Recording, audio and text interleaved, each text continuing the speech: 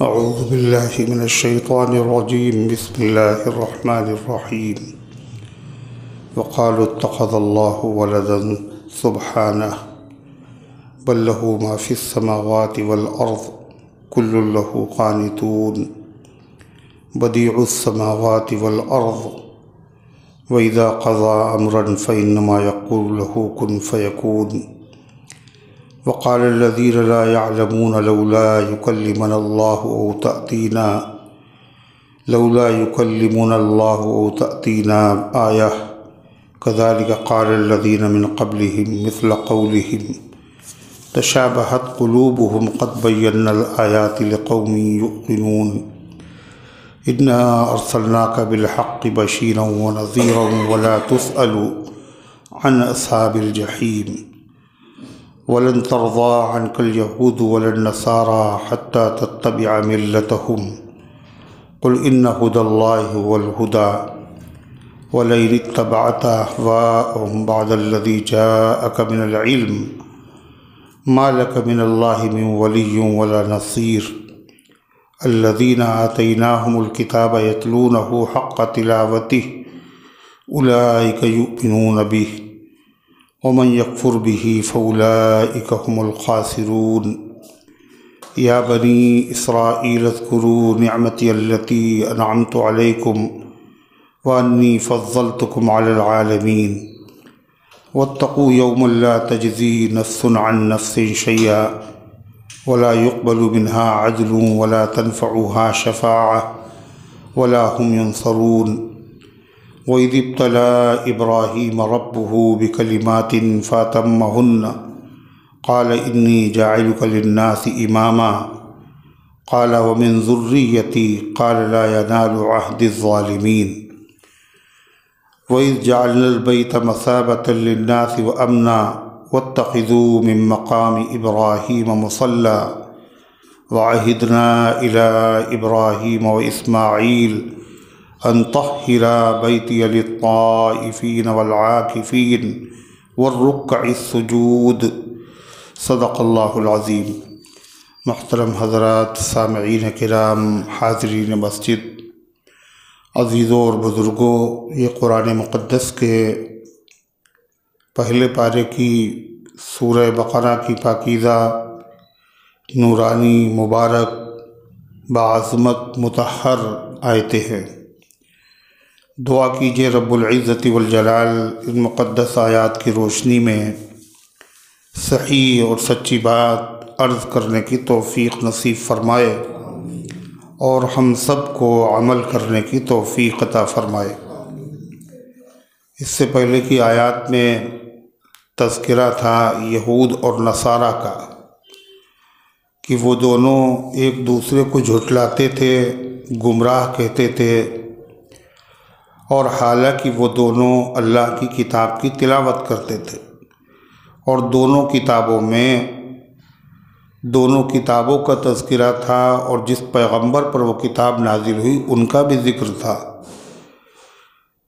अल्लाह ताला ने कुरान पाक की आयात में यहूद व नसारा और मुशरिकीन के दूसरे अक़ीदे की तरदीद फरमाई और वो अक़ीदा क्या था कि यहूदी कहते थे कि हज़रत उज़ैर अलैहिस्सलाम अल्लाह के बेटे हैं और ईसाई कहते थे कि ईसा अलैहिस्सलाम अल्लाह के बेटे हैं और मुशरिकीन कहते थे कि फ़रिश्ते माअज़ल्लाह अल्लाह की बेटियां हैं।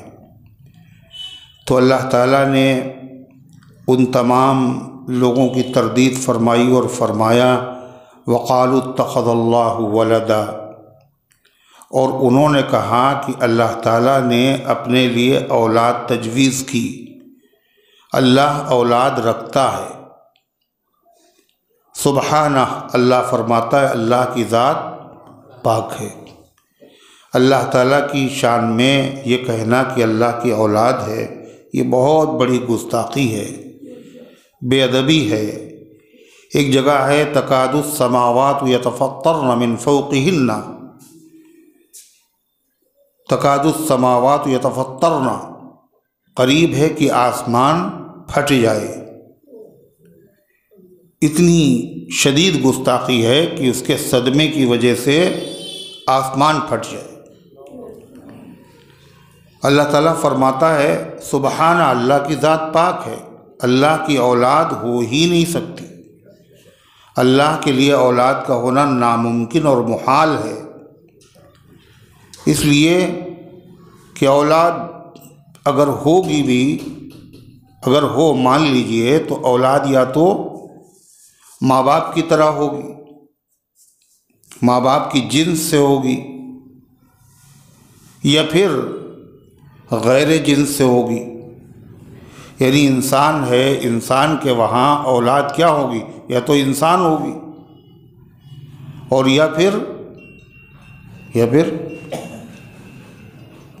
माँ बाप तो इंसान है मगर औलाद इंसान न हो। अगर माँ बाप इंसान है, उनकी औलाद भी इंसान है, तो कहा जाएगा जैसे माँ बाप हैं वैसी औलाद है। औलाद माँ बाप की जिन्स से है, वो इंसान, ये भी इंसान।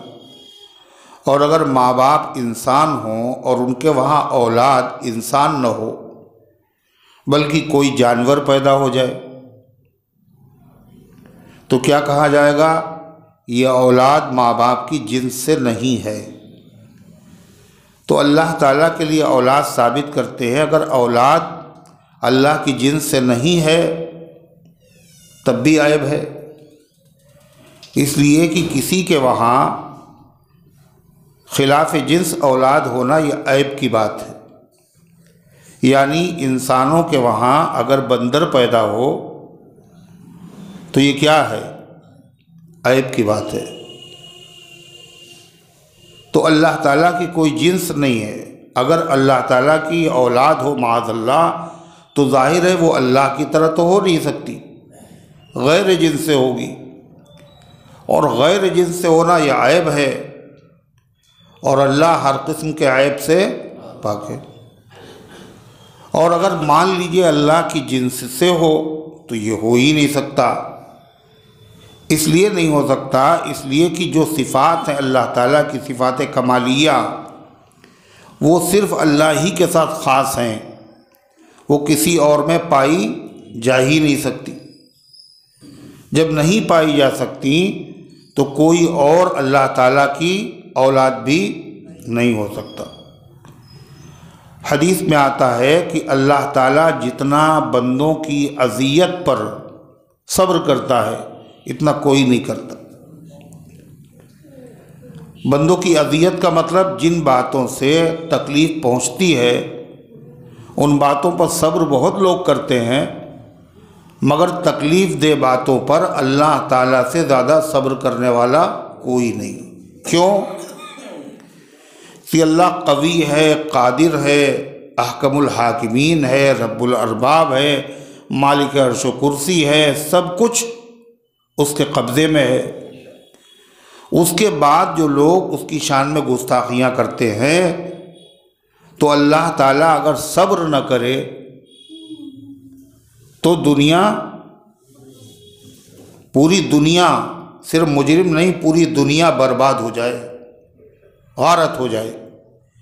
एक हदीस में आता है कि इंसान का बेटा, आदम का बेटा इंसान मुझे झुठलाता है और मुझे गाली भी देता है। अल्लाह ताला ने फरमाया, ये हदीस कुदसी है, नबी करीम सल्लल्लाहु अलैहि वसल्लम फरमाते हैं कि अल्लाह फरमाता है कि इंसान मुझे झुठलाता भी है और मुझे गालियाँ भी देता है। वमा लहू, हालांकि न उसे मुझे झुठलाना चाहिए और न मेरी शान में गुस्ताखी करना चाहिए। फिर फरमाया अल्लाह ताला ने कि अल्लाह को झुठलाता कैसे है बंदा? बंदा ये कहता है कि जब मर गए और मिट्टी में मिल गए तो अब दोबारा इसमें जान डाली नहीं जा सकती, और अल्लाह कहता है कि मैं दोबारा जिंदा करूँगा। अयहसबुल इंसान व अल्लन नजमा इज़ामा, क्या इंसान ये समझता है कि मरने के बाद और मिट्टी में मिल जाने के बाद क्या उसकी दुनिया में बिखरी हुई हड्डियों को मैं इकट्ठा नहीं कर सकता? मैं दोबारा उनमें जान नहीं डाल सकता? बला, क्यों नहीं। अल्लाह ताला फरमाता यहसबुल इंसानु अल्लन नजमा इज़ामा बला कादिरीन अला अन नुसव्विया बनाना। क्यों नहीं है, बल्कि हम तो इस बात पर कुदरत रखते हैं कि इंसान के पोरे उंगलियों के सिरे इनको हम सेम हूबहू जैसे थे वैसे ही दोबारा बना दें। सिर्फ यही नहीं कि इंसान दोबारा बना दे, बल्कि जैसा था बिल्कुल वैसा बनाएंगे। और सिर्फ यही नहीं कि शक्ल सूरत वैसी हो, बल्कि इंसान की उंगलियों में जो निशानात होते हैं, खुतूत होते हैं, लकीरें होती हैं, जिन लकीरों के ज़रिए से एक इंसान दूसरे इंसान से पहचाना जाता है।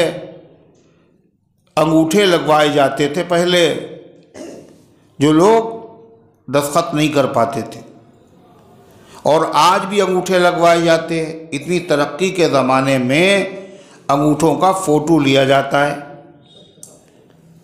फिंगरप्रिंट्स, इसके ज़रिए से लोगों को पहचाना जाता है। आप अंदाज़ा लगाइए कि एक माँ और एक बाप की 10 औलादें हैं, मगर 10 के अंगूठे अलग अलग हैं। यानी किसी की शक्ल और सूरत तो छोड़िए, बल्कि उंगलियों के अंदर जो लकीरें हैं ये भी एक दूसरे से नहीं मिलती, सगी औलाद की। और पूरी दुनिया में अरबों खरबों इंसान मर चुके और मौजूद हैं और क़यामत तक पैदा होंगे। अल्लाह कुरान में दावा कर रहा है कि किसी की भी लकीरें दूसरे की लकीरों से मिलती नहीं हैं, और वही लकीरें सबकी हैं और उतनी हैं। मगर कैसे अल्लाह ताला ने उनको तरतीब दी है कि एक दूसरे से मिलती नहीं। अल्लाह ताला फरमाता है हम तो इस बात पर कादिर है कि मिट जाएं लकीरें, और जिनके हाथ की लकीरें हैं उनको हम फिर से बना देंगे। और सिर्फ उन्हीं को नहीं बनाएंगे, बल्कि उनकी हाथों की उंगलियों को जो लकीरें और निशानात हैं वो भी हमने वैसे ही बना देंगे। कोई फ़र्क नहीं होगा, एक की उंगली की निशान दूसरे की उंगली के निशान में मिल जाए। अल्लाह फरमाता हमारी कुदरत का तो ये आलम है। मगर इस इंसान को देखिए, ये क्या कहता है, ये क्या कहता है? ये कहता है कि इदा मुज़्ज़क़्तुम कुल्ल मुमज़्ज़क़, जब तुम बिल्कुल पारा पारा रेजा रेजा टुकड़े टुकड़े हो जाओगे, क्या तुम्हें फिर से जिंदा किया जाएगा? इंसान कहता hayhat लिमा युअदून, ये नहीं हो सकता, ये नहीं हो सकता जिसका तुमसे वादा किया जा रहा है कि फिर से इंसान को ज़िंदा किया जाएगा, हिसाब किताब होगा, जज़ा सज़ा होगी, ये हो ही नहीं सकता। और कौन वादा कर रहा है? अल्लाह।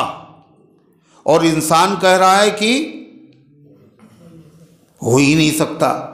इसका मतलब क्या हुआ? ये अल्लाह ताला को उसके वादे में झूठा बता रहा है, तकज़ीब कर रहा है अल्लाह को झुठला रहा है। और अल्लाह को झुठलाना कितने गज़ब की बात है। वज़रब लना मसलन व नसिया खल्क़ह, इंसान क्या करता? हमारे लिए मिसाल बयान करता है,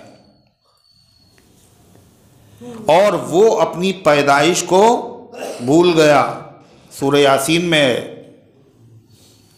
वज़रब लना मसलन व नसिया खल्क़ह क़ाल मन युह्यिल इज़ाम व हिय रमीम, वो ये कहता है कि बताओ इस हड्डी को कौन जिंदा करेगा जबकि ये हड्डी बिल्कुल बोसीदा हो गई।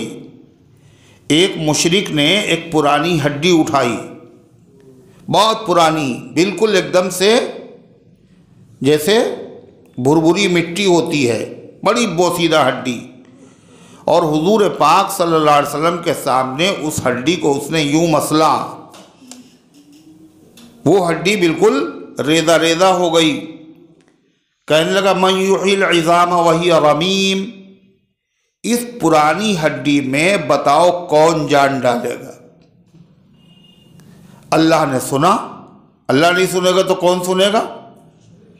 अल्लाह कहता है वज़रब लना मसलन व नसिया खल्क़ा, वो मेरे लिए मिसालें पेश कर रहा, इस हड्डी में कौन जान डालेगा। वो नसिया खल्क़ा, और अपनी औकात को वो भूल गया हमने उसे कैसे पैदा किया था। वो हड्डी था जब पैदा किया। अरे इंसान के जिसमें हड्डियां हैं, गोश्त है, चमड़ा है, खाल है, गूदे हैं, बाल हैं, दिल है, जिगर है, दिमाग है, बारीक बारीक नसें हैं, इतना बड़ा निज़ाम। हम ही ने इस इंसान को बनाया, ये भूल गया हमने इसको बनाया काहे से था। काहे से बनाया था? काहे से? हैं? नापाक कतरे से इसको बनाया था। मतलब उसमें न हड्डी, न गूदा, न उसमें चमड़ा, कुछ भी नहीं है। हमने इसको बना दिया था। और यही इंसान अपनी औकात भूल गया और उसके बाद हमारी शान में ऐसी बातें बयान कर रहा है। मन युहिल इज़ाम वहिय रमीम कुल युहयिहल्लज़ी अंशाहा अव्वल मर्रा। अरे पैगम्बर जवाब में इससे कहिए वही इसके अंदर जान डालेगा जिसने इसको पहली मर्तबा बनाया था। जो पहली मर्तबा बना सकता है वो दोबारा क्यों नहीं बना सकता। तो अल्लाह ताला फरमाता है कि इंसान मुझे झुठलाता है। कैसे झुठलाता है? वो कहता है कि दोबारा जिंदा नहीं किया जाएगा और दोबारा इन मिटी हुई हड्डियों में जान नहीं पड़ सकती। गोया कि वो मेरी कुदरत का इनकार करता है और मेरे वादे का इनकार करता है। कहता अल्लाह ने वादा किया है मगर ये झूठा है। हैहात लिमा तुअदून, हैहात नहीं हो सकता, नहीं हो सकता। क्या नहीं हो सकता? लिमा तुअदून, जिसका तुमसे वादा किया जा रहा है ये चीज़ हो ही नहीं सकती। और अल्लाह कह रहा होकर के रहेगी। तो इंसान मुझे झुठलाता है, उसको झुठलाने का हक नहीं। और जो झुठलाए उसकी नसें और रगें और पूरा वजूद मेरे कब्ज़े में है। हम चाहें तो उसको मसल के रख दें, ज़मीन में धंसा दें, शोले बरसा दें। ऐसे कितने लोग दुनिया में ऐसे हैं जो इस तरह की शान में गुस्ताखियाँ करते हैं, मगर अल्लाह ताला उनकी इन बातों पर सब्र करता है। यानी इंतकाम नहीं लेता, बदला नहीं लेता, फ़ौरन सज़ाएं नहीं देता।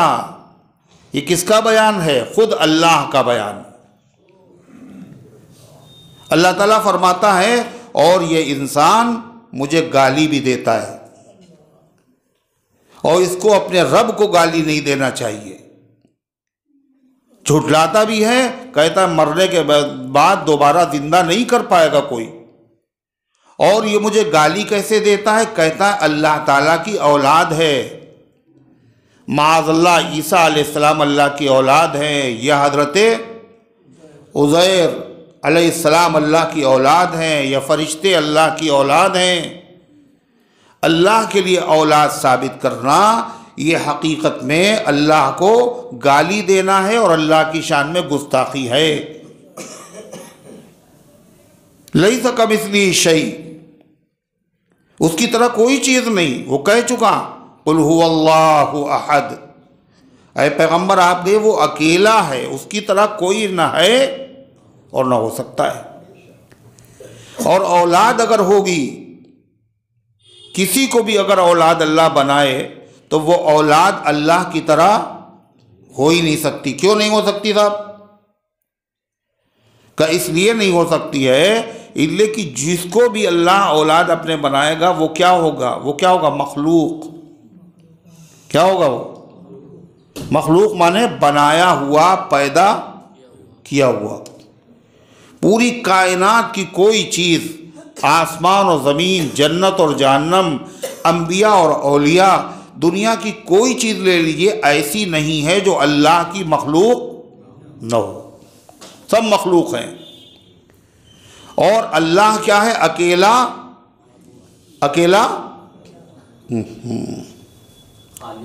अल्लाह मखलूक नहीं है, अल्लाह खालिक, पैदा करने वाला है। बाकी सब पैदा किए हुए हैं। तो जिसको पैदा किया गया वो पैदा करने वाले की तरह कैसे हो सकता है? सब तो मखलूक हैं। अल्लाह ताला ने क्या इरशाद फरमाया? सुबहाना, अल्लाह की ज़ात पाक है। इन्नल्लाह वास, और क्या फरमाया? बल्लहू मा फिस समावाति वल अर्द, बल्कि उसी का है, उसी के हैं वो सब जो आसमानों में हैं और जो उसी के हैं, मतलब उसी के बनाए हुए हैं सब। तो ये औलाद कैसे हो जाएंगे? सब मखलूक हैं। मखलूक खालिक कैसे बन सकती है? सब उसी के बनाए हुए। एक चीज़, सब उसी के हैं मतलब ये सब उसी के ममलूक हैं, उसकी मिल्कियत में हैं, और सब का सब मालिक अकेले अल्लाह है। तो अल्लाह की औलाद भी ऐसे ही होना चाहिए, हर चीज़ की मालिक हो, है? ये सिफत अल्लाह ताला के अलावा किसी में है ही नहीं।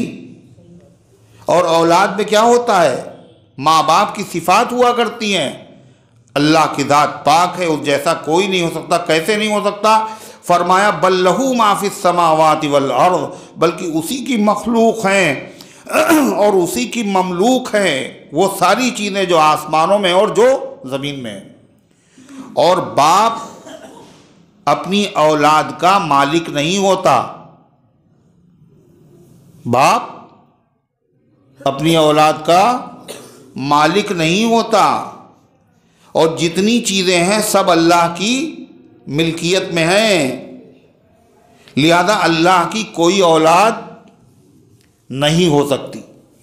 हर चीज़ तो उसकी मिल्की है, हर चीज़ का वो मालिक है।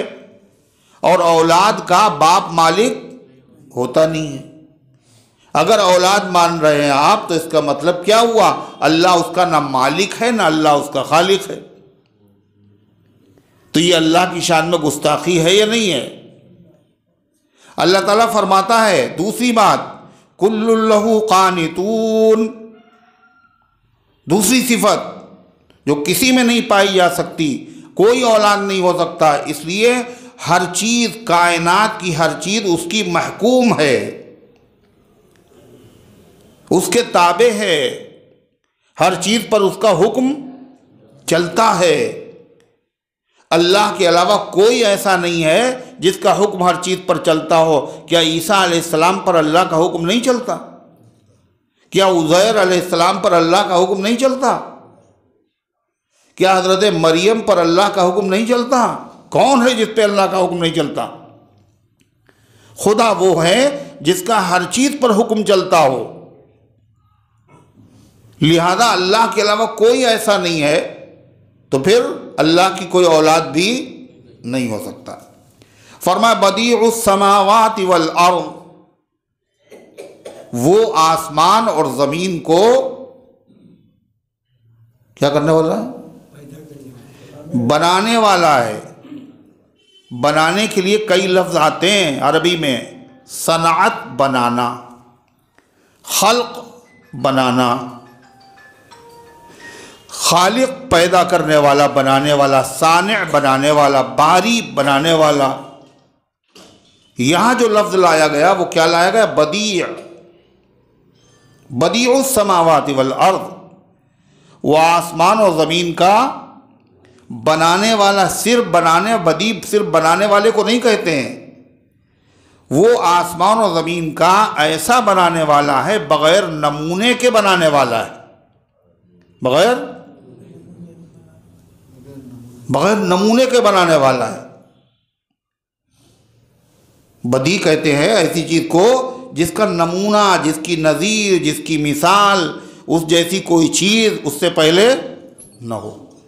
इस आसमान की जो छत है बग़ैर पिलर के इतनी लंबी है, कोई नमूना दुनिया में है? ज़मीन का कोई नमूना?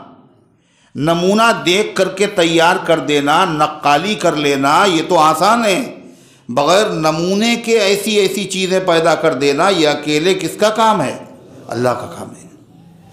बदीउस समावाति वल अर्ज़, वो आसमान और ज़मीन को बग़ैर नमूने के बनाने वाला है, यानी जिसकी कोई मिसाल इससे पहले नहीं थी।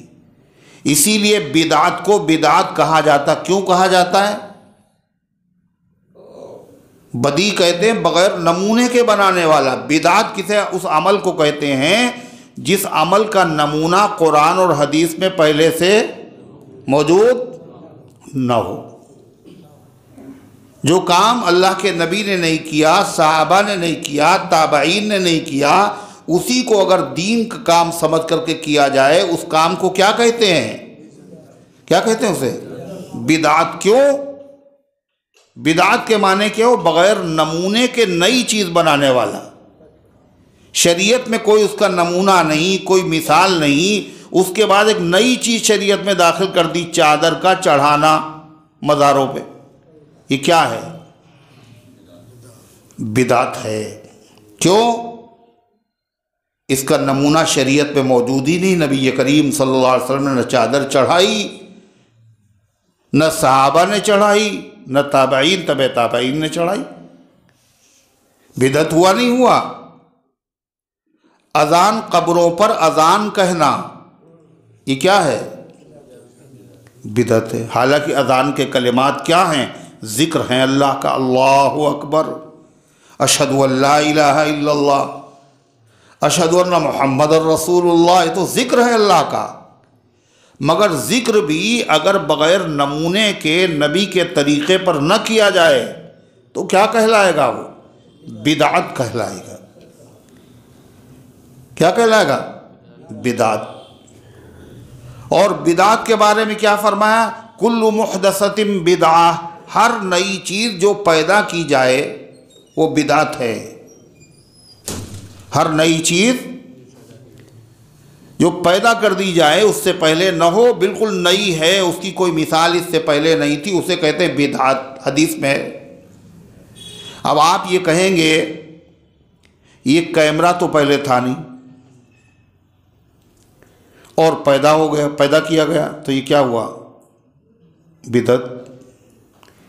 मस्जिद में ये स्लेपें तो नबी करीम अलैहिस्सलाम के ज़माने में पड़ती नहीं थी, पड़ती थी, फिर ये क्या हो गया? ये तो बिदअत हो गया। हवाई जहाज़ तो थे नहीं, फिर इन पे सवारी करना बिदअत हो गया। ये पंखे और ये एसी, एयर कंडीशन और ये हीटर रूम और ये तरह तरह के आलात जो बने हैं और बन रहे हैं और बनते रहेंगे, ये सब बिदअत है। और इनको तो सब लोग इस्तेमाल कर रहे हैं। बड़े बड़े मौलाना और बड़े बड़े बुज़ुर्ग और बड़े बड़े अल्लामा सब इस्तेमाल कर रहे हैं। ये सब बिदअती हैं क्या? तो यही कहते हैं, जो बिदअती हैं वो यही कहते हैं आवाम को समझाने के लिए कि साहब देखिए ये भी तो बिदअत हुआ, ये भी तो बिदअत है, ये भी तो बिदअत है। मगर ये नासमझी की बात है और ये धोखा देना है, फरेब देना है।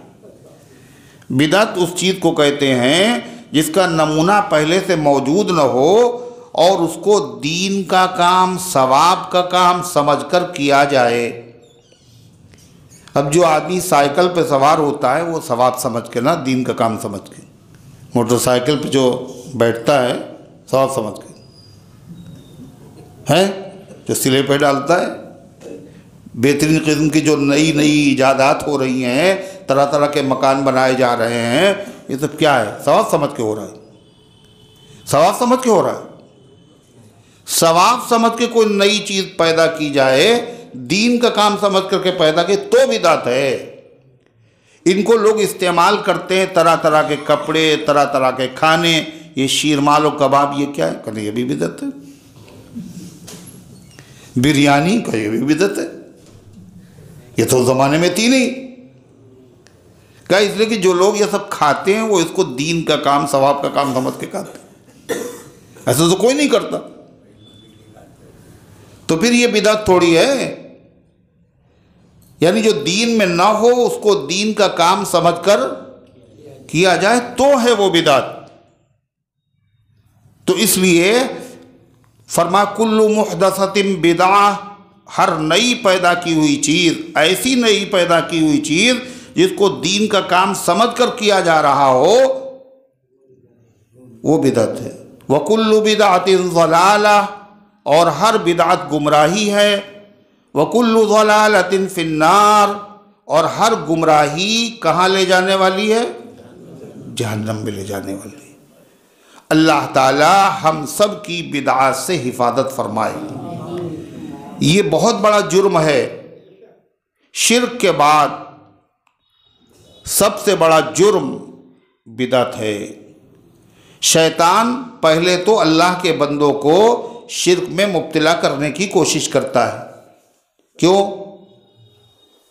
इसलिए कि अगर शिर्क में कोई मुब्तला हो गया तो फिर कोई ज़रूरत नहीं है और मेहनत करने की। शैतान कहता बस काफ़ी है इतना, इसलिए इसने शिर्क किया, सीधा कहाँ जाएगा? जहन्नम में। और थोड़े दिन के लिए नहीं जाएगा, थोड़े दिन के लिए नहीं जाएगा, हमेशा जहन्नम ही में पड़ा रहेगा, कभी जन्नत में जाएगा ही नहीं।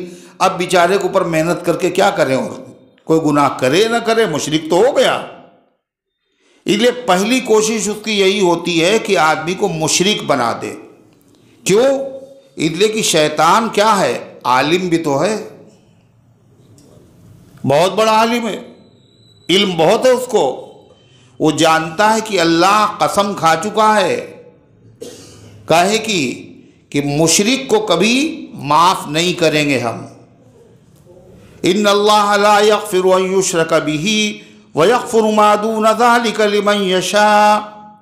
अल्लाह किसी मुशरिक को माफ़ नहीं करेगा, उसके अलावा जिसको चाहेगा, जितना बड़ा पापी और मुजरिम हो उसको सज़ा देने के बाद या बग़ैर सज़ा के या सिफारिश से या महज फजल से माफ़ कर देगा। लेकिन मुशरिक, नबी का बाप हो जब भी कोई रियायत नहीं है, नबी की बीवी हो, नबी का बेटा हो, नबी का चचा हो, मुशरिक के लिए माफ़ी नहीं है।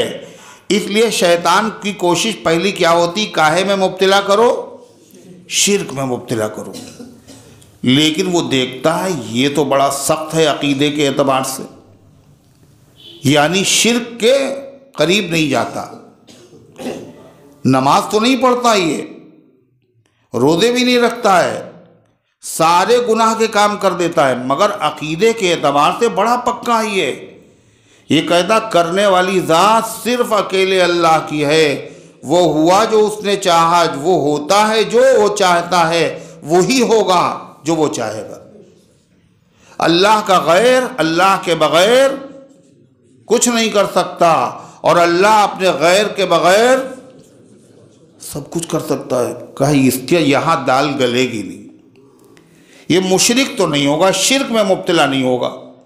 जब वो देखता है ये शिर्क में मुब्तला नहीं होगा तो कहाँ चलो भाई, इस जाल में तो फंसेगा नहीं, दूसरा जाल लाओ।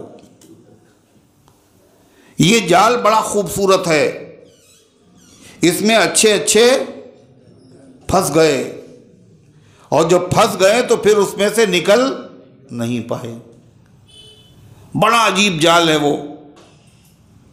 वो ऐसी गुत्थी उसने लगाई है जो सुलझती नहीं, वो डोर ऐसी है जो खुलती ही नहीं, ऐसी गिरह लगा दी उसने।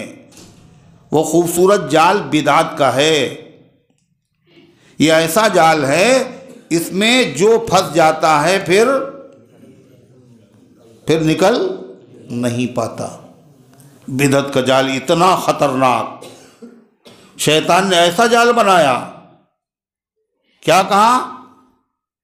गैर मुमकिन है कि हालात की गुत्थी सुलझे। अहले दानिश ने बहुत सोच के उलझाई है। अक्लमंदों ने ये गिरा बहुत सोच के लगाई है, लिहाजा ये खुलेगी नहीं। कदगन है कि कूचे में कोई आने न पाए। कदगन यानी पाबंदी है, कोई ना आए यहाँ। और गर बेखबर आ जाए तो फिर जाने न पाए, और अगर कोई भूले से फंस जाए तो फिर जा नहीं सकता। यह है बिदात। क्यों? बिदाती आदमी तौबा नहीं करता, बिदाती को तौबा की तौफीक नहीं मिलती, बिदाती को कौसर का जाम नसीब नहीं होगा, बिदाती को नबी करीम अलैहिस्सलाम की शफाअत नसीब नहीं होगी, बिदाती को हौज़ कौसर से धक्के दे करके भगाया जाएगा। हुजूर पाक सल्लल्लाहु अलैहि वसल्लम कहेंगे, अरे ये मेरे आदमी हैं, फरिश्तों से कहेंगे। हुजूर क्यों कहेंगे ये मेरे आदमी हैं? इसलिए कि अल्लाह के पैगंबर पहचान लेंगे ये हैं मेरे उम्मती। हुजूर कैसे पहचानेंगे? इतनी बड़ी आपकी उम्मत, तमाम नबियों से बड़ी उम्मत, मैदान महशर, मगर हुजूर एक एक उम्मती को पहचानेंगे। कैसे पहचानेंगे आप? फरमाया आसार वुज़ू से, वुज़ू के असरात से पहचानेंगे आप। आपकी उम्मत के लोग जो वुज़ू करते हैं, क़यामत के दिन ये आज़ा जो वुज़ू में धोए जाते हैं, ये तेज़ी के साथ चमक रहे होंगे, और जिसके जिसके ये चमक रहे होंगे अल्लाह के नबी समझ जाएंगे ये कौन है? मेरा उम्मती है। सहाबा ने पूछा, हुजूर कैसे पहचानेंगे आप क़यामत के दिन? आपने फरमाया, ये बताओ, अगर बहुत सारे काले काले घोड़े हों और उन घोड़ों में बहुत बड़ी तादाद में हों, उन घोड़ों के दरमियान कुछ ऐसे घोड़े छोड़ दिए जाएं जिनका मत्थे पे सफ़ेदी हो और जिनके हाथ पैरों में सफ़ेदी हो, क्या उन काले घोड़ों में चाहे जितने हों उनको पहचाना जा सकता? नहीं पहचाना जा सकता। तो सहाबा ने कहा, भला या रसूल अल्लाह। आपने फरमाया, तमाम उम्मतों के मजमे में मैं अपनी उम्मत को कैसे पहचानूंगा कि वुज़ू के असर से उनके हाथ पैर और चेहरे चमक रहे होंगे, ऐसी चमक किसी नबी की उम्मती के नहीं होगी, मैं पहचान जाऊँगा। अब वो आएंगे हुजूर के पास सल्लल्लाहु अलैहि वसल्लम हौज़ के पास, और जैसे ही आएंगे फरिश्ते उनको धक्के देंगे। जब फरिश्ते धक्के देंगे तो अल्लाह के पैगंबर कहेंगे, अरे ये क्या कर रहे हो तुम? ये तो मेरे अपने आदमी हैं। अल्लाह के नबी उनको अपना क्यों कहेंगे? इसलिए इससे ये पता चला अल्लाह के नबी आलिमुल गैब नहीं हैं। आप उनको अपना समझेंगे और कहेंगे ये मेरे अपने हैं। फरिश्ते क्या कहेंगे हुजूर पाक सल्लल्लाहु अलैहि वसल्लम से? ला तदरी मा अहदसु बादक, अरे पैगंबर आपको पता ही नहीं इन्होंने आपके बाद दीन में कैसी नई नई बातें पैदा कर ली थी। दीन में कैसी नई नई बातें पैदा कर ली थी, आपको इल्म नहीं, यानी बिदअतें जारी कर ली थी। तो आप क्या कहेंगे? अच्छा कोई बात नहीं, आप कहेंगे सुहकन सुहकन लिमन गय्यरू बादी, दूर हो जाएं वो लोग जिन्होंने मेरे बाद दीन के हुलिये को बिगाड़ कर रख दिया था। तो गर्ज़े की बिदात किसे कहते हैं? ऐसा काम जिसका कोई नमूना दुनिया में, दीन में, शरीयत में पहले से मौजूद न हो। अब जाहिर बात है बिदअती तौबा क्यों नहीं करता? क्यों नहीं करता? हुजूर पाक सल्लल्लाहु अलैहि वसल्लम ने फरमाया, शर्रुल उमूरी मुहदसातुहा, तमाम कामों में सबसे बदतरीन काम दीन में नई चीज़ें पैदा करना है। तमाम गुनाहों में सबसे बड़ा गुनाह शिर्क के बाद जिना, बदकारी, चोरी, डकैती, गीबा, चुगली, बोहतान सबसे बड़ा। क्यों है सबसे बड़ा गुनाह? इसलिए कि तमाम गुनाह ऐसे हैं जिनको आदमी जब करता है तो करने वाला भी जानता है कि ये काम बहुत अच्छे हैं, समझता ये गुनाह है, ये गलत है, बेनमाजी भी जानता हम नमाज नहीं पढ़ रहे हैं, मगर नमाज ना पढ़ना क्या है? अच्छा काम नहीं है, गलत कर रहे हैं हम। झूठ बोलने वाला भी जानता है झूठ बोलने गलत है, ठीक नहीं है, मगर क्या पता है मजबूरी बोलना पड़ता है, ये आदत पड़ गई, मगर बुरा समझ तो रहा है। तो हर गुनहगार गुनाह को गुनाह समझकर करता है, और बिदाती आदमी जो गुनाह का काम कर रहा है उस गुनाह के काम को दीन का और सवाब का काम समझ के कर रहा है, और तौबा जो की जाती है वो सवाब के कामों से की जाती है ना। अच्छा जग रहे हैं आप, हम समझे सो गए। तौबा जो की जाती है वो गुनाह के कामों से की जाती है, तो दीन का काम समझ के कर रहा है, इसलिए तौबा की तौफीक नहीं होती। तो ये बिदात का लफ्ज़ का है, इसी लिए कुरान ने यहाँ क्या कहा, बदीउस समावाति वल अर्द, वो आसमान और ज़मीन को बनाने वाला है बग़ैर नमूने के। ये काम सिर्फ अल्लाह ताला का है, कोई ये काम नहीं कर सकता, तो अल्लाह की औलाद भी कोई नहीं हो सकता। दूसरी चीज़, ईसा अलैहिस्सलाम को तुमने अल्लाह का बेटा कहा क्यों? ईसाइयों ने ईसा अलैहिस्सलाम को अल्लाह का बेटा क्यों कहा? क्या कहाँ से धोखा उनको हुआ?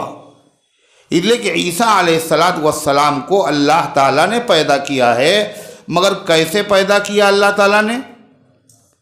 बोलो, जैसे लोग पैदा होते, सब लोग पैदा होते,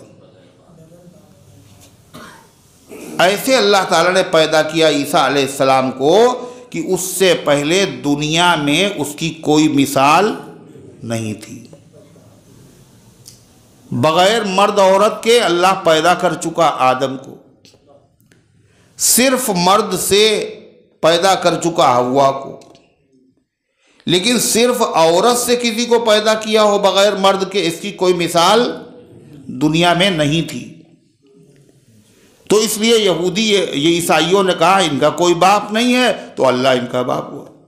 अल्लाह क्या कह रहा, बदीउस समावात, सिर्फ ईसा नहीं, उसने आसमान और ज़मीन को भी अगर बनाया है तो बग़ैर नमूने के बनाया है, कोई उससे पहले नमूना नहीं था। जो खुदा आसमान और ज़मीन को बग़ैर नमूने के बना सकता है, उसने ईसा अलैहिस्सलाम को भी बग़ैर नमूने के पैदा कर दिया, तो इसकी बुनियाद पर तुम उन्हें बेटा कहोगे? अल्लाह ताला फरमाता है, वइज़ा क़ज़ा अमरन फ़इन्नमा यक़ूलु लहू कुन फ़यकून। अल्लाह की ख़ास सिफ़ात, जो चाहता है करता है। लोग बनाते हैं, लेकिन अल्लाह की तरह कौन बनाता है? जब कोई चीज़ बनाना होती है तो पहले क्या किया जाता है? उसके लिए नक्शे बनाए जाते हैं, मटेरियल लाया जाता है, मेमार बुलाए जाते हैं, और उसके बाद कारीगर बुलाए जाते हैं, और बड़ी मेहनत के बाद वो काम होता है, बनता है एक मुद्दत में। अल्लाह का मामला क्या है? अल्लाह जब किसी चीज़ को बनाता है तो कैसे बनाता है? पहले नक्शे बनाए जाते हैं, और फिर उसके बाद मटेरियल लाया जाता हो है का। अल्लाह का बनाना क्या है? वइज़ा क़ज़ा अमरन, जब वो किसी काम को करने का इरादा करता है, फैसला करता है, फ़यक़ूलु कुन, इन्नमा यक़ूलु लहू कुन, तो उससे कहता है हो जा, फ़यकून, तो फ़ौरन हो जाती है वो चीज़, बग़ैर किसी सबब के और बग़ैर किसी ज़रिए के, सिर्फ उसके कुन कहने से हो जाती है। अल्लाह ताला ने बताया, ईसा को तुम अल्लाह का बेटा क्यों कह रहे हो? अल्लाह ताला जो चीज़ बनाना चाहता है तो क्या कह देता है? कुन, हो जा। तो ईसा को जब अल्लाह ने पैदा किया तो अल्लाह ताला ने कह दिया कुन, हो जा, बग़ैर बाप के। तो ईसा बग़ैर बाप के पैदा हो गए। तो जितनी चीज़ों को अल्लाह ने कलमे कुन से बनाया, सब बेटा था, सबको कह दो, कोई बेटा नहीं है। इसीलिए ईसा अलैहिस्सलाम को कहा जाता कलीमतुल्लाह, अल्लाह का कलमा। क्यों? ईसा अलैहिस्सलाम को अल्लाह ने अपने ख़ास कलमे कुन से पैदा किया है, हो जा, हो गए। अल्लाह ताला फरमाता है, वक़ालल्लज़ीना ला यअलमूना लौला युकल्लिमुना अल्लाहु व तअतीना आया। यहूदी और ईसाई और मुशरिक ये सब जानते थे कि इस्लाम सच्चा दीन है और कुरान वाकई अल्लाह की किताब है और मुहम्मदुर रसूलुल्लाह सल्लल्लाहु अलैहि वसल्लम वाकई अल्लाह के नबी के सच्चे रसूल हैं। सब जानते थे, मगर जानने के बाद भी उन्होंने जो आपको नबी नहीं माना और कुरान को कलाम इलाही नहीं माना और दीन इस्लाम को जो उन्होंने सच्चा दीन नहीं माना, इस वजह से नहीं कि वो जानते नहीं थे, बल्कि न मानने का सबब क्या था? जिद।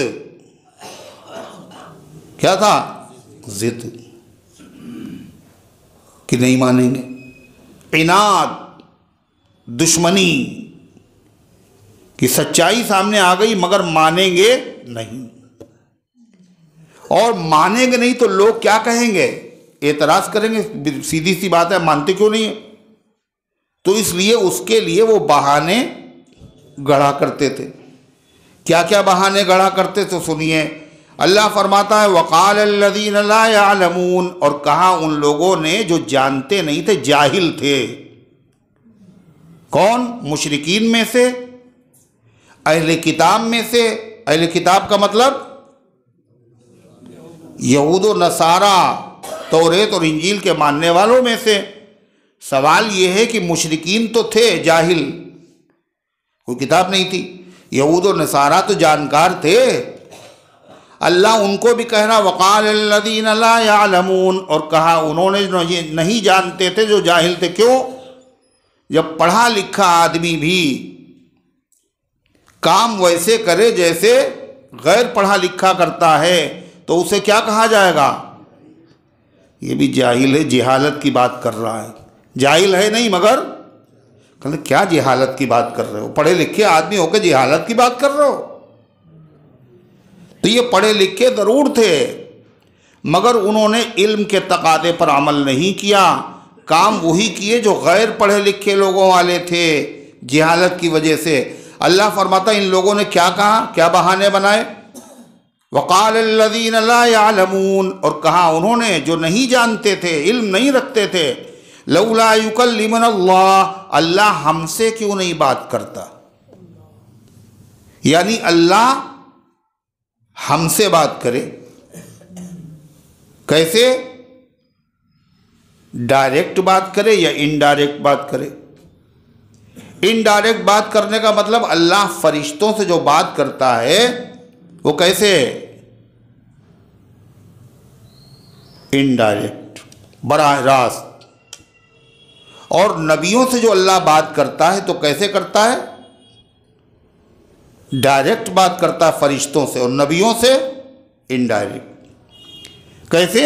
नबियों के पास फरिश्ते पैगाम लेकर के आते हैं। अल्लाह बात करता नबियों से फरिश्तों के वास्ते से, ज़रिए से, वसीले से। तो वो लोग कहने लगे हम कलमा तो पढ़ लेंगे और दीन को पर मान लेंगे और मोहम्मद सल्लल्लाहु अलैहि वसल्लम की नबूवत भी मान लेंगे, कुरान को किताब इलाही भी मान लेंगे, अगर अल्लाह ताला हमसे क्या करे? हमसे बात करे। चाहे फरिश्तों के बगैर बात करे और चाहे फरिश्तों के ज़रिए से बात करे। यानी ये सारे के सारे अहमक क्या बनना चाहते थे? फरिश्ते बनना चाहते थे या नबी बनना चाहते थे? अरे यही तो मतलब हुआ। अल्लाह बात कैसे करता है? बगैर किसी वास्ते के फरिश्तों से। ये चाहते हैं अल्लाह हमसे बात करे वैसे ही। तो इसका मतलब क्या है? इंसान और बनना चाहते हैं फरिश्ते। रहते हैं झोपड़ों में और ख्वाब देख रहे हैं महलों के। हरकतें देखिए इनकी और तमन्नाएं इनकी देखिए, आरज़ुएं देखिए। या फिर ये क्या बनना चाहते हैं? नबी बनना चाहते हैं। यानी जैसे नबियों के बाद फरिश्ते आते हैं, अल्लाह का कलाम मेरे पास भी आ जाए। हैं क्या? लथपथ गुनाहों से। और उसके बाद तमन्नाएं कितनी ऊंची हैं, ख्वाब व ख्याल क्या है इनके कि अल्लाह ताला हमसे बात करे, यानी हमें नबी बना दे। अल्लाहु अअलमु हैसु यजअलु रिसालतह। हर एक नबी थोड़ी बनता है, हर पढ़ा लिखा और हर बुजुर्ग मेहनत करके मशक्क़त करके नबी बन जाए, ये हो सकता है? अल्लाह ताला जिसमें लियाकत रखता है और लियाकत जानता है नबूवत की, उसी को नबी बनाता है। और ये क्या कह रहे हैं, अल्लाह हमसे क्यों नहीं बात करता? यानी अल्लाह अगर हमसे बात करे बराह रास्त तो जाहिर है किसी नबी की ज़रूरत ही नहीं होगी, हम मान लेंगे। है ऐसे बात करे तो हम मान लेंगे। ये क्या, ये शर्त जो लगाई, ये कौन सी शर्त है? ये आलिमाना नहीं बल्कि जहालत वाली बात है। ये मुँह और मसूर की दाल है। ये हौसले हैं आप। यसअलुका अहलुल किताब अन तुनज़्ज़िला अलैहिम किताबम मिनस समा, कुरान में है। ये अहले किताब आपसे कहते हैं, क्या कहते हैं? हमारे ऊपर कोई किताब नाजिल करवा दीजिए। और किताब किस पे नाजिल होती है? यानी हम सबको नबी बनवा दीजिए तो हम मान लें। ये बातें क्या हैं? सब सीढ़ीपन की बातें हैं ना, है? बिल्कुल जहालत वाली बातें हैं। वो सिकंदर ज़ुल्क़रनैन के पास एक आदमी आया तो उसने कहा कि मुझे 1 दिरहम दे दीजिए, 1 रुपया। तो सिकंदर बादशाह जिसकी दुनिया पे हुकूमत, वो गुस्सा हो गया। उनका दिमाग सही है तुम्हारे? तुमने मेरी तौहीन की है। जिसकी पूरी दुनिया पे हुकूमत है और उससे मांग क्या रहे हो? 1 रुपया। ये तो मेरे चपरासी और मेरे दरबान और उनके दरबानों के भी खादिम दे देंगे। तो वो कहने लगा अच्छा ठीक है, तो 1 रुपया अगर आप नहीं दे रहे हैं, तौहीन मैंने की आपकी, तो ऐसा कीजिए आप पूरा मुल्क हमें दे दीजिए, पूरी हुकूमत दे दीजिए। तो बादशाह ने क्या कहा, इसको निकालो यहाँ से। कहा इसलिए कि इसने पहला जो सवाल किया वो मेरी शान के खिलाफ था, और दूसरी जो चीज़ इसने मांगी है ये इसकी औकात से बहुत बड़ी है। जो इतना बड़ा पागल है वो बादशाह बनने के लायक होगा? जिसको सवाल करना भी आता, सलीका भी नहीं है, फरमाइशें कर रहा है। तो ये फरमाइशें उसकी थी, ये भी पागल थे और बने हुए पागल थे। क्या कह रहे थे? वक़ाल अल्लज़ीना ला यअलमूना लौला युकल्लिमुना अल्लाह। और कहा उन लोगों से, उन लोगों ने जो जाहिल थे, नहीं जानते थे, हमसे क्यों नहीं अल्लाह बात करता? फिर औतातीना आया, अच्छा अगर अल्लाह हमसे बात नहीं करता कोई बात नहीं, तो अल्लाह ताला कोई निशानी नाजिल कर दे। क्या नाजिल कर दे भाई? निशानी, मोजिज़ा। ऐसा मोजिज़ा कोई अल्लाह ताला नाजिल कर दे जिससे हमारी समझ में आ जाए कि वाकई मोहम्मद सल्लल्लाहु अलैहि वसल्लम अल्लाह ताला के सच्चे रसूल हैं। ये बात भी जिहालत वाली थी। क्यों? इसलिए कि ये एक निशानी, एक मोजिज़े की बात कर रहे थे, और अल्लाह के नबी सल्लल्लाहु अलैहि वसल्लम के मुबारक हाथों से हज़ारों मोजिज़े, हज़ारों हज़ार मोजिज़े ज़ुहूर में आ चुके थे। ये फिर भी कह रहे कोई ऐसी निशानी लाओ जिससे हम नबी को, वाकई नबी की नबूवत पर, रिसालत पर हमें यकीन हो जाए। हज़ारों जो मोजिज़े आ गए वो सब बेनज़ीर, बेमिसाल हैं। मोजिज़े का मतलब क्या होता है? यानी ऐसा काम जो कोई और नहीं कर सकता। ये नबूवत की निशानी है, नबी कर रहा है, नबी के अलावा कोई नहीं कर सकता। जब नबी कर सकता है तो ये जो आदमी दावा कर रहा है क्या है? ये नबी है, सच्चा नबी है, कोई दूसरा ये काम नहीं कर सकता। तो कोई एक मौजिज़ा भी अगर अल्लाह के नबी सल्लल्लाहु अलैहि वसल्लम का ज़ाहिर हो जाता तो आपकी नबूवत पर यकीन करने के लिए, बोलो, नहीं काफ़ी था। और आपका मौजिज़ा ऐसा कि आप नबी जो है, खाली अरबों के तो नबी थे नहीं आप, बल्कि अरबो अजम के, पूरे आलम, पूरी कायनात के, पूरी दुनिया के नबी थे। आप आफाकी आलमगीर पैगंबर हैं। तो आपका जो मौजिज़ा था वो भी मकामी नहीं था, बल्कि आलमगीर मौजिज़ा था आपका, आफाकी था, पूरी दुनिया के लिए, तमाम आलमों के लिए वो मौजिज़ा था। वो मौजिज़ा क्या, इसलिए कि चाँद जो है वो खाली अरब में दिखाई देता है ना, यहाँ तो दिखता नहीं है। अच्छा, हर जगह दिखता है। तो चाँद जो हर जगह दिखता है वो चाँद क्या है, हुजूर पाक सल्लल्लाहु अलैहि वसल्लम ने उंगली का इशारा किया और चाँद के 2 टुकड़े हो गए। और ये सिर्फ वहाँ नहीं देखा गया, दूसरी जगह भी देखा गया। मालाबार का राजा ने इस्लाम इसी बुनियाद पर कबूल किया कि चाँद के 2 टुकड़े हो चुके हैं। और इस जदीद ज़माने में जो लोग साइंसदां जो फिज़ाओं पर गए हैं और खलाओं में गए हैं और चाँद पर जो लोग गए हैं, उन्होंने आके गवाही दी है कि मैंने चाँद को बीच से आधा आधा देखा है। एक लकीर ऐसी है जो चाँद को 2 टुकड़ों में तकसीम कर रही है। ऐसा लगता है कि कभी ये चाँद, और कहाँ मुसलमान ये कहते हैं कि हमारे नबी का मौजिज़ा है, लिहाजा हम अभी और पैसे खर्च करेंगे, देखें मुसलमानों की ये बात सच्ची है या नहीं है। यहाँ तक तो आ गए और बाद में पैसा खर्च करेंगे तो क्या होगा, वहाँ तक भी पहुँच जाएंगे।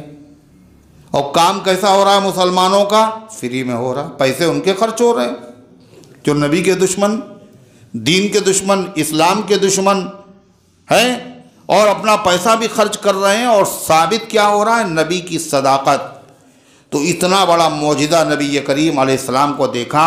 इक़्तरबतिस्साअतु वंशक़्क़ल क़मर, क़यामत करीब आ गई और चाँद 2 टुकड़े हो गया। इतना बड़ा मौजिज़ा, उसको देखकर ईमान न लाए और क्या करें, कोई मौजिज़ा ऐसा आ जाए जिसको देख के हम ईमान ले आएँ। अल्लाह फरमाता ये भी क्या है, इनकी हिमाकत है। जो आदमी हज़ारों मौजिज़े देखकर ईमान न लाया, वो एक मौजिज़े को देखकर क्या ईमान लाएगा। अल्लाह ताला फरमाता है औतातीना आया, उन्होंने कहा या फिर कोई निशानी दिखा दे। निशानी का मतलब जो हम कह रहे हैं वो वाली दिखा दीजिए, जो हम कह रहे हैं। काजी ने कहा गवाह लेके आइए, वो गवाह लेके आ गए। कल इनको नहीं मानेंगे, जो हम कहें वो गवाह लाइए। तो क्या कहा जाएगा, जाइए काम कीजिए अपना, आपको गवाही से मतलब है या आपकी फरमाइश पूरी की जाएगी, जो आप कहेंगे वो जगह गवाह लाए जब मुकदमा फाइनल होगा। तो अल्लाह ताला ने मौजिज़ात नाज़िल कर दिए। तो इरशाद फरमा अल्लाह ताला ने फिर नबी करीम अलैहिस्सलाम को तसल्ली दी और क्या कहा, आए पैगम्बर ये आपके साथ ख़ास नहीं है, बल्कि हर ज़माने में जो पैगम्बर आए उस ज़माने के जाहिलों ने उस ज़माने के नबी से इसी तरह की बातें की हैं। आपसे पहले जो नबी आए, बताइए उनकी बात इन्होंने सुनी भी नहीं, इनकी उनसे मुलाकात भी नहीं हुई, लेकिन जो उन्होंने कहा था 70 साल पहले, वही आज के जाहिल वही बात कह रहे, मुलाकात भी नहीं, कह कैसे रहे हैं। एक जैसी बात दोनों की निकली कैसे, सुनिए अल्लाह क्या कहता है, कज़ालिक क़ालल्लज़ीन मिन क़ब्लिहिम, इसी तरह कही थी उन लोगों ने बात जो इनसे पहले थे, मिस्ल क़ौलिहिम, इसी जैसी बात। तो एक जैसी बात दोनों ने कैसे कह दी। अल्लाह फरमाता तशाबहत क़ुलूबुहुम, इनके दिल आपस में मिलते जुलते हैं। दिल पुराने हों या नए हों, इन जाहिलों के दिल एक ही जैसे हैं। काहे में, एक जैसे होने में, टेढ़े होने में। जैसे उनके दिल टेढ़े थे ऐसे ही इनके दिल टेढ़े हैं। जैसे वो काने थे ऐसे ही ये भी काने, वो अंधे थे ये भी अंधे हैं। तो बात तो एक ही निकलेगी। अल्लाह फरमाता क़द बय्यन्नल आयाति लिक़ौमिन युक़िनून, ये एक निशानी की बात करते हैं। क़द बय्यन्ना, हम बयान कर चुके हैं, ज़ाहिर कर चुके हैं, वादे कर चुके हैं निशानियाँ, एक मौजिज़ा नहीं, मौजिज़े। लिक़ौमिन युक़िनून, मगर ये मौजिज़े उन्हीं के काम आएंगे जो लोग यकीन करना, बोलो, चाहते हैं, ईमान लाना चाहते हैं, जो वाकई संजीदा हैं। और जो लोग मुआनिद हैं, हरधर्म हैं, ज़िद्दी हैं, उनको पूरी दुनिया की निशानियाँ अगर दिखा दी जाएं फिर भी नहीं मानेंगे। अरे पैगंबर, अगर आसमान से कोई किताब भी आ जाए और आने के बाद ये लोग उसको अपने हाथों से बोलो छू भी लें कि वाकई किताब है। लकालू सुक्किरत अबसारुना, तो ये कहेंगे ये किताब मौजिज़ा नहीं, हमारी आँखों पर जादू कर दिया गया। ये उन लोगों में से हैं, इनकी कल सीधी नहीं है, ये तय कर चुके हैं हमें मानना नहीं है, और जो तय कर ले हमें मानना नहीं है उसको कोई मनवा नहीं सकता। वो आए थे ना एक साहब अपनी बेगम के पास, कहने चाय बनाई है बहुत उम्दा किस्म की, वो बहुत जल्दी है मुझे। क्या है? कहने बहस मुनाजरा है। कहने किससे मुनाजरा कर रहे हैं? कहने हैं एक साहब। काहे पे मुनाजरा है? कि तीन का अदद ज़्यादा है या 4 का ज़्यादा है? 3 बड़ा है या 4? कहले फिर? कहले हम कहते हैं कि 3 बड़ा है और वो कहता है 4 बड़ा है। तो बेगम ने कहा फिर तो तुम हार जाओ, फ़ायदा क्या है? कहले देखिए बेगम, हारे वो जो माने और जो ना माने वो क्या हारे। तो वही बात है, अल्लाह ताला फरमाता क़द बय्यन्नल आयाति लिक़ौमिन युक़िनून, हमने निशानियाँ बहुत सी दलीलें साफ साफ बयान कर दी हैं, मगर ये उन लोगों के लिए नफ़ा बख्श हैं जो यकीन हासिल करना चाहते हैं। हुज़ूर पाक सल्लल्लाहु अलैहि वसल्लम रहमतुल लिल आलमीन थे। आप देखते थे कि सच्चाई है, समझ भी चुके हैं, जान भी चुके हैं, मगर ये जालिम मान नहीं रहे हैं, और न मानने के नतीजे में मेरा नुकसान नहीं है, नुकसान इन्हीं का है। ये जहन्नम में जाएंगे, जलेंगे, और आप थे रहमतुल लिल आलमीन, तो इसलिए आपको रंज हुआ, गम हुआ। अल्लाह ने तसल्ली देने के लिए कुरान की आयत नाज़िल की। क्या कहा? इन्ना अरसलनाका बिलहक़्क़ि बशीरन व नज़ीरा, ऐ पैगम्बर हमने आपको दीन हक़ देकर भेजा है, खुशखबरी सुनाने के लिए और डराने के लिए। ये सच्चा दीन है, इसको जाकर के दुनिया वालों के सामने पेश करो, जो मान ले उसको जन्नत की खुशखबरी सुना देना, और जो टेढ़ा रहे और न माने तो उसको जहन्नम के अजाब से डरा देना, आगाह कर देना, बेखबर न रहे, खबरदार कर देना। ये काम आपका है, और ये काम आपने बोलो कर दिया है। आगे कोई माने या न माने इससे आपका ताल्लुक नहीं है, यह आपकी जिम्मेदारी नहीं है। इन्नमा अलैकल बलाग, आपके जिम्मे तो फिर क्या है? सिर्फ पहुंचा देना है। व अलैनल हिसाब, और हमारे जिम्मे क्या? उन सब का हिसाब लेना है। तो पहुंचाना आपकी जिम्मेदारी थी, वो आपने अदा कर दी है। अब ये अगर हिदायत के रास्ते को कबूल नहीं करते तो इसमें आपका कोई नुकसान भी नहीं है, आप पर कोई इल्ज़ाम भी नहीं है। क़यामत के दिन आपसे पूछा भी नहीं जाएगा कि ये ईमान क्यों नहीं लाए। वला तुसअलु अन अस्हाबिल जहीम, और आपसे नहीं पूछा जाएगा जहन्नमियों के बारे में कि ये ईमान क्यों नहीं लाए। क्यों? फ़ज़क्किर इन्नमा अंत मुज़क्किर लस्त अलैहिम बिमुसैतिर, ऐ पैगम्बर आप खाली इनको नसीहत सुना दीजिए, इसलिए कि आपका काम नसीहत सुनाना है। लस्त अलैहिम बिमुसैतिर, आपको उनको ऊपर जबर करने के लिए नहीं भेजा गया, ज़बरदस्ती मुसलमान बनाने के लिए नहीं भेजा। इस्लाम में ज़बरदस्ती है ही नहीं। वला तुसअलु अन अस्हाबिल जहीम, आपसे जहन्नमियों के बारे में नहीं पूछा जाएगा। अल्लाह ताला फरमाता है, आए पैगंबर आप समझ रहे हैं कि अगर हम दिल की गहराई से, हमदर्दी से इनको समझाएंगे तो ये मान लेंगे। आप ये सोच रहे हैं कोई मौजिज़ा अगर ज़ाहिर हो जाए इनकी मर्ज़ी के मुताबिक तो ये मान लेंगे। इनसे ये उम्मीद न रखिए। ये वो गुड़ नहीं है जिसको कौन खाए? कौवा, जिसको चींटा है। पत्थर पर जोक नहीं लगती। जोक आदमी के, जिंदा आदमी के, जानवरों को लग जाती, खून चूसती है, तो पत्थर पे नहीं लगती है वो। तो इसलिए इन बातों का असर इन लोगों पर नहीं होगा। ये आपसे कभी राज़ी और खुश नहीं होंगे। ये एक ही शक्ल में खुश हो सकते हैं। वो क्या शक्ल है कि आप अपना दीन छोड़कर इनका दीन मान ले। और इनका दीन क्या है? इनका दीन दीन है ही नहीं। वो तो उसमें तहरीफ़ें हो गई, गड़बड़ हो चुके हैं, मनसूख हो चुका है। अब सही दीन तो वो है जिसको आप लेकर के आए हैं। ये चाहते हैं कि आप इनका दीन मान लें तो सारी लड़ाई क्या, सारी लड़ाई ये वो खुश हो जाएंगे आपसे, और ये हो नहीं सकता। अल्लाह फरमाता है, सुनिए, वलन तरदा अनकल यहूद वलन नसारा, और नहीं खुश हो सकते हैं आपसे यहूदी और न ईसाई। ये खुश नहीं होंगे, चाहे जितनी रवादारी करो, चाहे जितनी तुम इनकी नक्काली करो।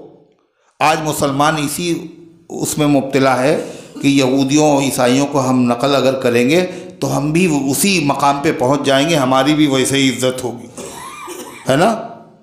जो जो यहूदी ईसाई कर रहे हैं वही सब मुसलमान कर रहे हैं। अभी 31 दिसंबर गुजरी और साहब पहला दिन था वो नया साल। जो जो वो कर रहे हैं वही कर रहे हैं। अरे हो रहा नहीं हो रहा है?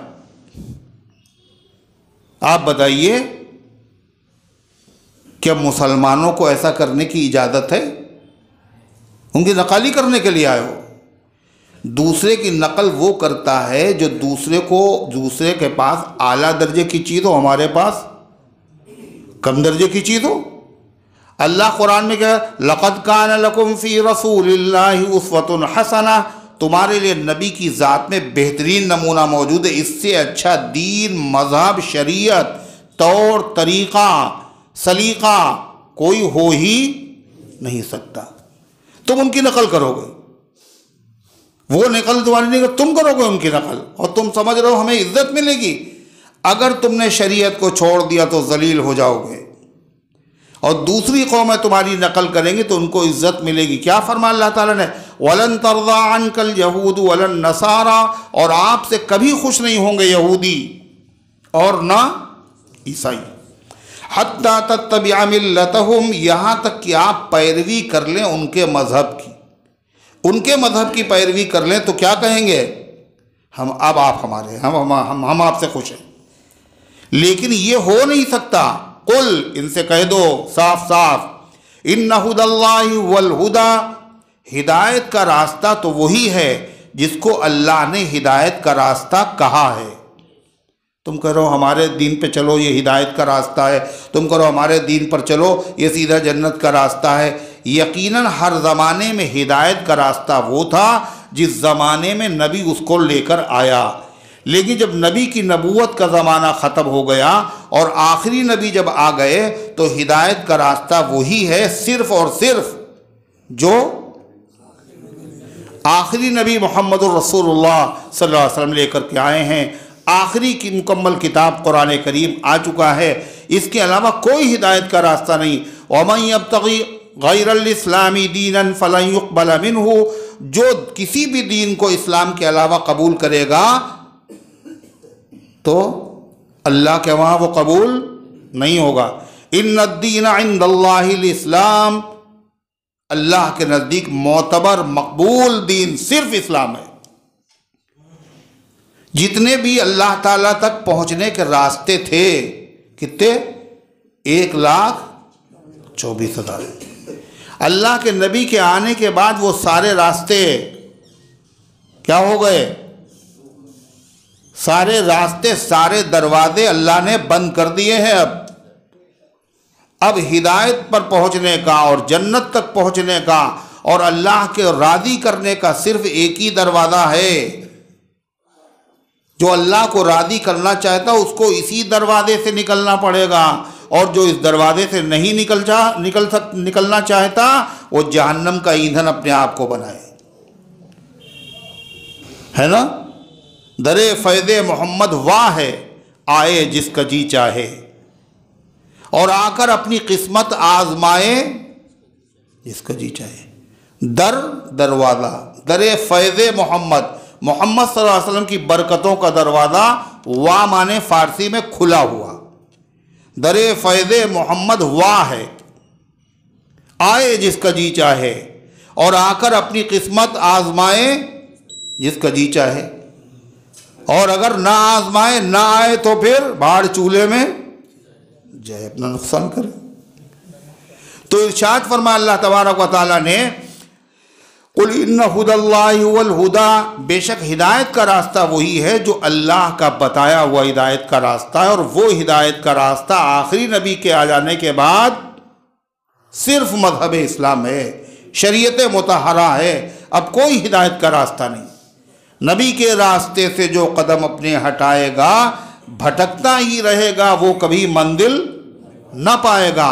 हुजूर पाक सल्लल्लाहु अलैहि वसल्लम ने फरमाया, मन समिअ बी, जो आदमी मेरे बारे में सुन ले,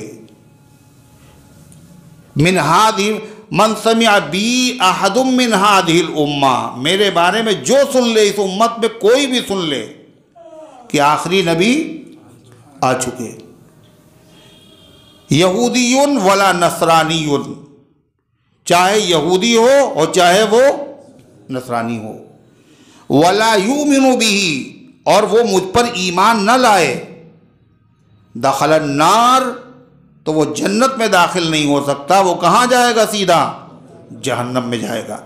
कुल इन्ना हुदल्लाहि वल हुदा, आप फरमा दिए हिदायत का रास्ता तो वही है जो अल्लाह का बताया हुआ रास्ता है।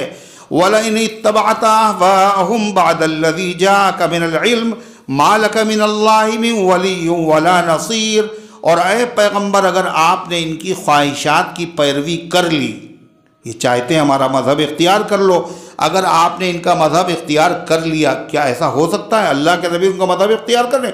नहीं, का मान लीजिए थोड़ी देर के लिए, फ़र्ज कर लीजिए ज़मीन को थोड़ी देर के लिए क्या मान लीजिए? आसमान है, तो ये क्या हो जाएगा? आसमान। आसमान को थोड़ी देर के लिए ज़मीन मान लिए तो आसमान ज़मीन मिल जाएगा। ऐसे थोड़ी देर के लिए मान लीजिए आए पैगंबर अगर आपने इनकी ख्वाहिशात की पैरवी कर ली, जो ये चाहते हैं इनके मज़हब का आपने इत्तिबा कर लिया, कब कर लिया? बादल्लज़ी जाअका मिनल इल्म, इसके बाद कि आपके पास अल्लाह की तरफ से इल्म आ चुका कि यही सच है, इसी पे नजात है, ये नाकाबिले मनसूख दीन है, बाकी दीन मनसूख हो चुके हैं। अगर आपने भी ऐसा किया, मा लका मिनल्लाहि मिन वलिय्यिन वला नसीर, तो नहीं होगा कोई अल्लाह के मुकाबले में आपके वली, हिमायत करने वाला और मदद करने वाला, यानी अल्लाह के गज़ब से कोई आपको बचा नहीं सकता। और अल्लाह नबी से हमेशा के लिए राज़ी हो चुका, अल्लाह का गज़ब नबी पर नादिल हो नहीं सकता, लिहाजा नबी गज़ब वाला काम कर भी नहीं सकता। ये नबी को कहा गया है मगर सुनाया गया है नबी की उम्मत को कि देखे इल्म आ चुका, आखिरी नबी आ चुके, शरीयत भी उनकी आ चुकी, तरीक़े भी उनके आ चुके। अब यहूद और नसारा का तरीक़ा इख्तियार कि बर्थडे मनाएंगे हम, है ना, और 1 जनवरी को नया साल मनाएंगे आप, और उसमें चरागा करेंगे और उसमें झंडियाँ और खुदा जाने क्या क्या खुराफात जो वो लोग कर रहे हैं वही हम करेंगे। इल्म आ चुका, इससे पहले बताया जा चुका क्या कि देखो राइना ना कहा करो, उन्जुर ना कहा करो। क्यों? राइना यहूदी कहते हैं, तुम न कहना। खालिफुल यहूद वन नसारा, यहूदियों की मुखालिफत करो, ईसाइयों की मुखालिफत करो, उनके तरीक़े पर मत चलो। वो रोज़े में यहूदी रोज़ा जल्दी रख लेते थे, सहरी जल्दी खा लेते थे और रोज़ा देर में खोलते थे। तो आपने क्या कहा अपनी उम्मत से? सहरी में देर करो और इफ्तार में जल्दी करो, यहूदियों की मुखालिफत करो। आज भी जो उनके चेले हैं यहूदियों के, उनके वहाँ यही तरीक़ा है, वो सहरी हमसे पहले खा लेते हैं और इफ्तार जो है वो हमारे, अगर एक दस्तरखान पर कहीं इफ्तार पार्टी वगैरह हो तो देखिएगा हम लोग पहले रोज़ा खोलेंगे, वो बैठे रहेंगे, अरे है इंतज़ार करेंगे उसी का। तो क्या कहा, खालिफुल यहूद वन नसर, रवादारी में हम भी देर से खोले तो अगर हम देर से खोलेंगे तो क्या होगा, बागी हो, गुनहगार होगा, मकरूह हो जाएगा। नबी करीम अलैहिस्सलाम के तरीक़े पर चलो, लिहाजा वो तरीक़ा जो यहूद व नसारा का है उसको मत अपनाओ। और जिसके पास इल्म आ गया और उसके बाद भी अगर वो करेगा तो अल्लाह फरमाता फिर उसका कोई हिमायती, कोई मददगार नहीं होगा। अल्लज़ीना आतैनाहुमुल किताब यतलूनहु हक़्क़ तिलावतिही उलाइका युमिनून बिही। इससे पहले जिक्र किया गया यहूदी और ईसाई जानबूझकर दीन इस्लाम की मुखालिफत कर रहे हैं। मायूस हो जाइए या पैगंबर, ये आपसे राज़ी और खुश नहीं होंगे। आगे की आयत में क्या बताया जा रहा है, सारे यहूदी और सारे ईसाई एक जैसे, बोलो, इनमें कुछ अच्छे भी हैं और जो अच्छे हैं, इंसाफ पसंद हैं, वो इस्लाम को कबूल करने से इनकार नहीं करेंगे। उन्हीं का जिक्र है कुरान की इस आयत में, अल्लज़ीना आतैनाहुमुल किताब, जिनको हमने किताब दी है। कौन सी किताब, तौरेत और इंजील। यतलूनहु हक़्क़ तिलावती, वो उस किताब की तिलावत करते हैं जैसा कि तिलावत करने का हक़ है, यानी अल्लाह का कलाम समझते हैं, उसके माना समझते हैं, उस पर ईमान लाते हैं, उस पर अमल भी करते हैं। अल्लाह ताला फरमाता है जो वाकई उस पर अमल करते थे उनका हाल क्या है, उलाइका युमिनून बिही, वही इस पर ईमान लाएंगे, वही दीन इस्लाम को सच्चा दीन मानेंगे, वही आखिरी पैगंबर का कलमा पढ़ेंगे, वही आखिरी पैगंबर की शरीयत को मानेंगे। हर यहूदी हर ईसाई नहीं मानेगा। जो तिलावत करते हैं जैसा तिलावत करने का हक़ है। तिलावत करने का हक़ क्या है, अल्लाह की किताब को पढ़ने का हक़ क्या है।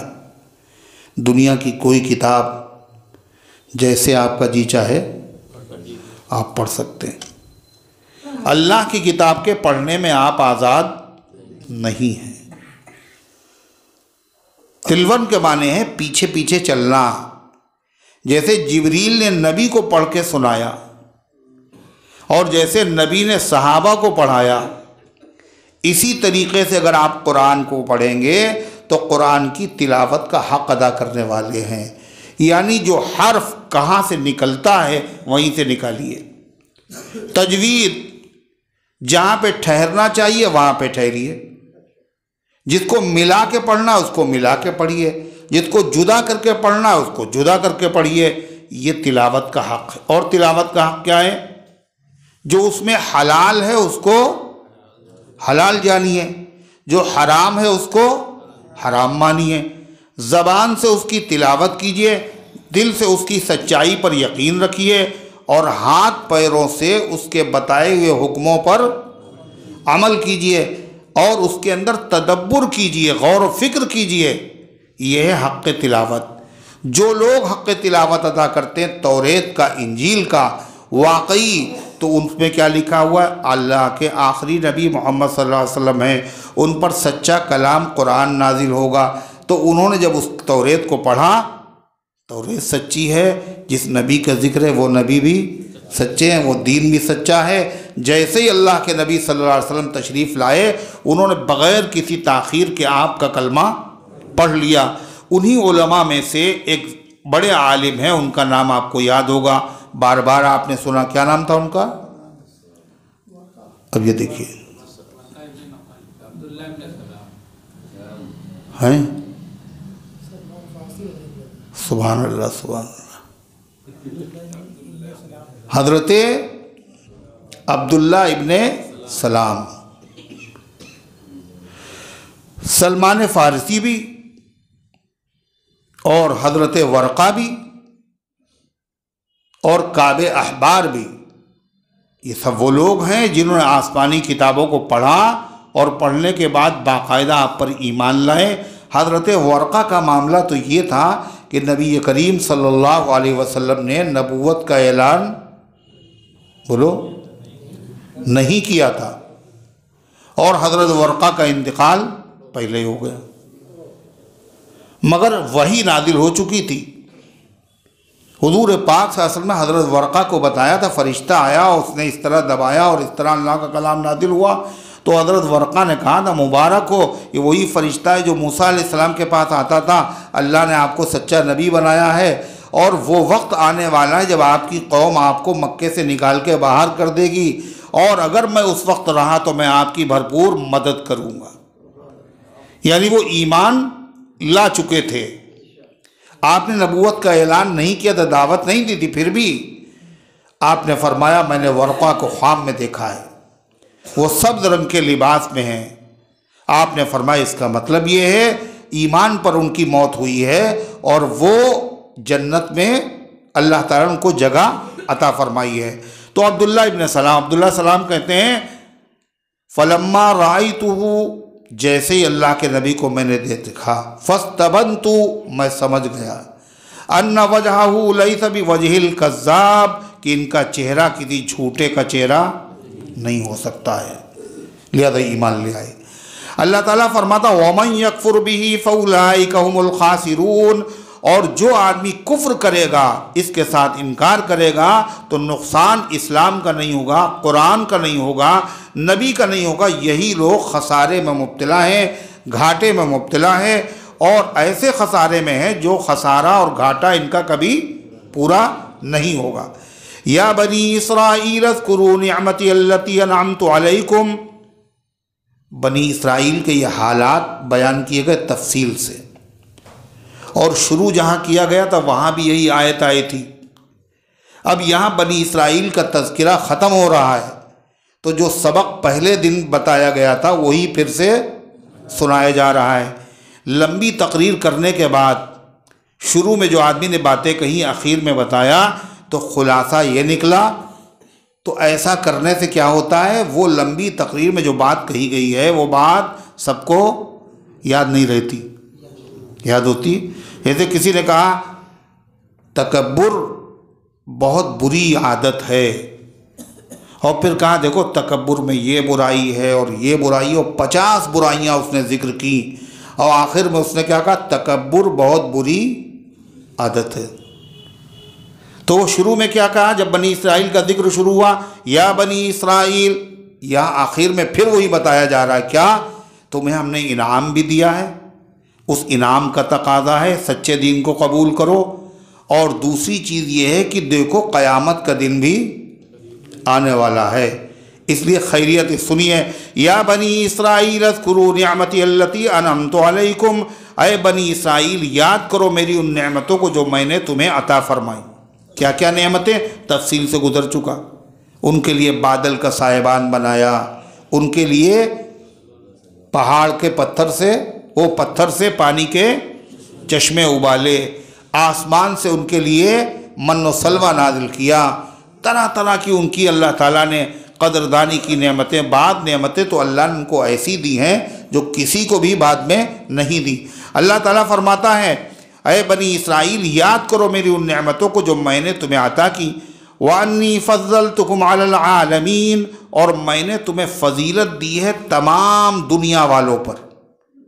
इसका मतलब ये हुआ बनी इसराइल की उम्मत तमाम उम्मतों से अफजल है, हालांकि ऐसा नहीं है, बल्कि अल्लाह के आखिरी पैगंबर की उम्मत तमाम उम्मतों से अफजल है। कुंतुम खैरा उम्मतिन, इस आयत का मतलब क्या है, इस आयत का मतलब मैंने तुम्हें फ़जीलत दी तमाम दुनिया जहान वालों पर तुम्हारे ज़माने में। जिस ज़माने में बनी इसराइल थे उस ज़माने में वो दुनिया की तमाम कौमों से अफजल थे, आला थे, लेकिन आखिरी पैगंबर को आने के बाद जब उन्होंने उनकी नबूवत का इनकार कर दिया तो उनसे ज़्यादा जलील भी दुनिया में कोई न हुआ। अल्लाह ताला फरमाता है वत्तक़ू यौमन ला तजदी नफ्सुन अन नफ्सिन शैया, और डरो उस दिन से जिस दिन कोई किसी के काम नहीं आएगा। कोई का मतलब यानी दोस्त लोग नहीं आएंगे, बाकी लोग आएंगे, महल्ले वाले आएंगे, दोस्त महल्ले वाले, माँ बाप भाई बहन, और कोई किसी के काम नहीं आएगा। गैर ईमान वाले के ईमान वाला काम नहीं आएगा, चाहे नबी क्यों ना हो। फमा तनफ़अहुम शफ़ाअतुश शाफ़िईन, सिफारिश करने वालों की सिफारिश से फ़ायदा भी ना होगा। किसको नहीं फ़ायदा होगा? जो मोमिन न हो।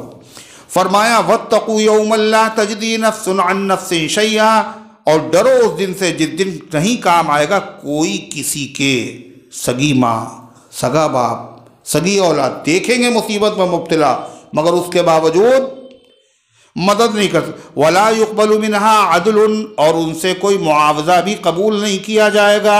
मतलब दुनिया में क्या होता है, जब कोई आदमी मुजरिम पकड़ा जाता है तो उसकी रिहाई के क्या तरीक़े होते हैं? भाई इनके ऊपर जो कुछ आता है, जो ये नहीं दे सके हैं, इन्होंने नहीं दिया तो हम अपनी जेब से दिए दे रहे हैं, आप छोड़ दिए इनको, यही होता है। अल्लाह कहता ये क़यामत में नहीं चलेगा, यहाँ चलता है। क्या कहा? वला युक़बलु मिनहा अदलुन, और नहीं कबूल किया जाएगा उनसे कोई मुआवजा।